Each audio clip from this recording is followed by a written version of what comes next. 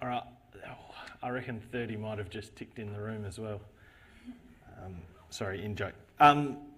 So, to be completely honest, to start with, I didn't have a clue how the Great Artesian Basin or a talk would work into a conference themed science for policy in a changing world. And as I was preparing, I was thinking about a lot of things with science and literature and reading stuff and facts and figures and infographics, and then came back to the theme because I was getting a bit lost, and that didn't really help me either. Really started spinning around in circles as to what I was going to do. Then I realised that sitting behind science and policy are two things that I think almost every successful business or even group of lions or any successful thing has, and that's good leadership and action. That kind of created a bigger problem because I diverged away from the theme of the conference. I hadn't established a link to my content, and I actually didn't really know what my content was at that time either. So I figured out Bill Gates and Elon Musk must have this kind of problem when they're just about to come up with something brilliant. So we'll see what happens. Two things to remember is good leadership and action.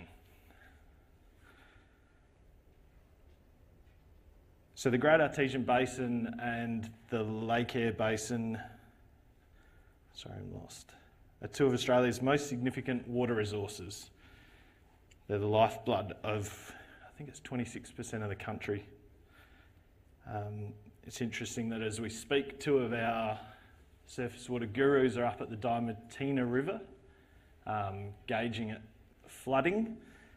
And I think Joe must have missed out because you're here. So, and I reckon it's pretty amazing that that's actually the Channel Country Diamantina area in flood, and that this Australian desert, which is bizarre, looks more like the Nile, or something like that, Nile Delta.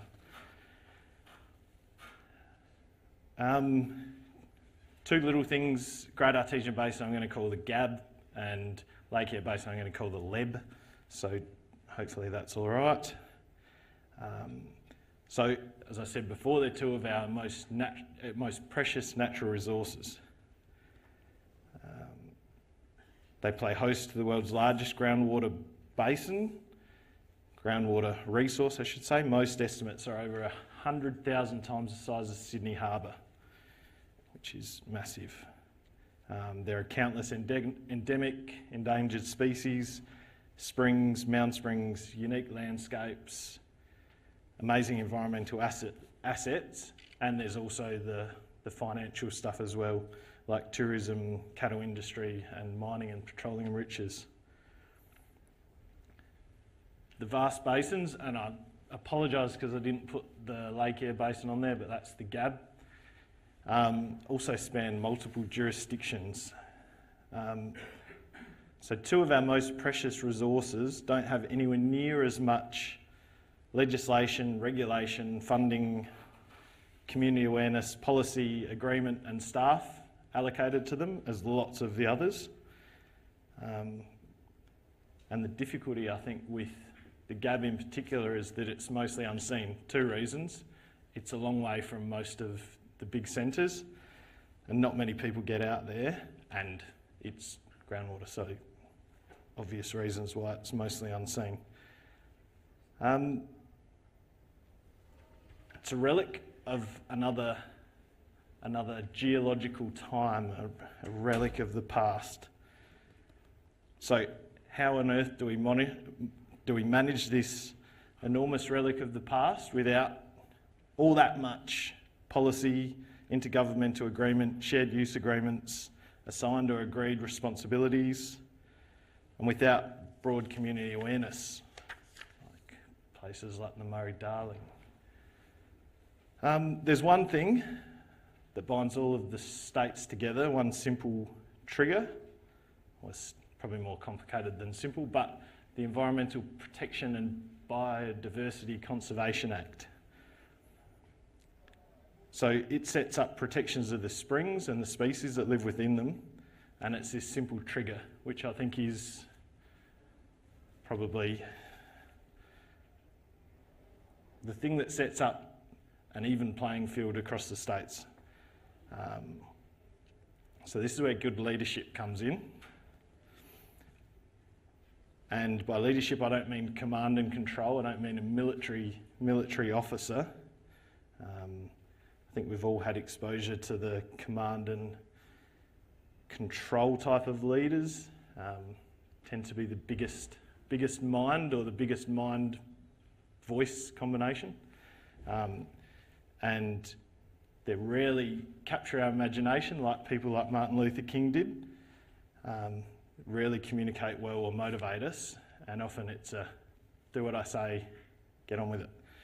I think a much more effective style of leadership would be termed collaborative leadership, and that's where you have a team of experts rather than an expert leader.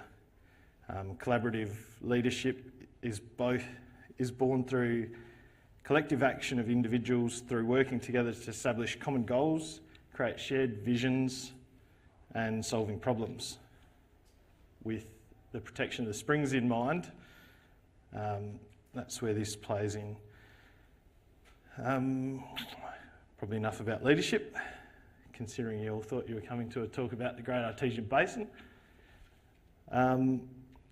But I think it is important to remember that amongst the GAB and the LEB senior staff across all states, I think this kind of leadership is the type of leadership and collaboration that's present. Next important thing is action. So nothing ever happens without action.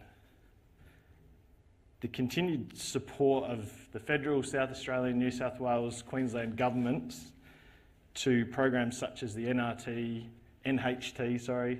GABSI and IGABIP, which is the most recent iteration of it, are great examples of action within these areas. Interestingly, these programs are great examples of good leadership and action, I believe, and they've enabled good policy and science around the GAB and the LEB. So the action has fixed over 650 leaky bores, closed down more than 15,000 kilometres of bore drains, which I think is mind-blowing when you think about that much water running around on the surface.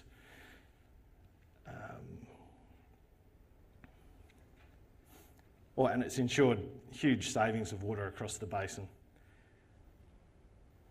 Helping farmers to fix failed infrastructure in the GAB is a very unique opportunity, I think, for leasees, and a very practical on-ground action that I think governments don't often have that much of a chance to do, and are rarely given credit for when they do get put in place. So the implementation of these tangible on-ground actions is the key to ensuring that whatever policy, whatever science happens, that the resource is protected for the future. I guess the change part is that there's a few key changes happening with the GAB at the moment.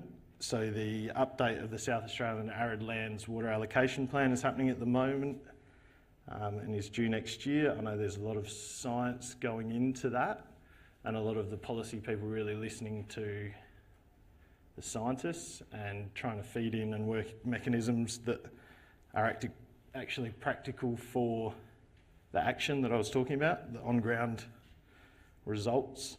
The GABCC Strategic Management Plan has expired and is currently going through consultation and drafting.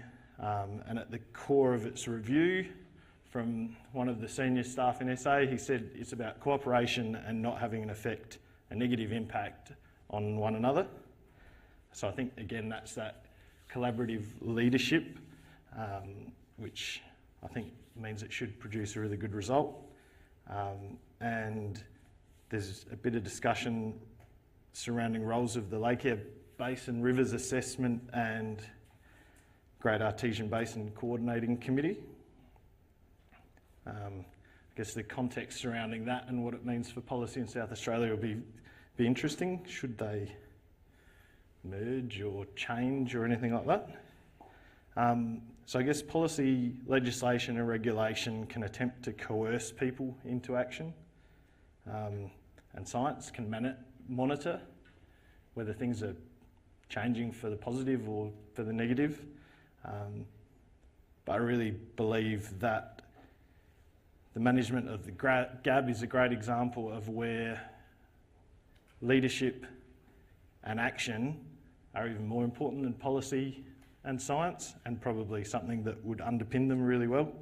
And as I said, the leadership portrayed in the GAB sphere and the lab side of things as well, plus the on-ground action, things like GABC, mean that the resource should be used sustainably for the future.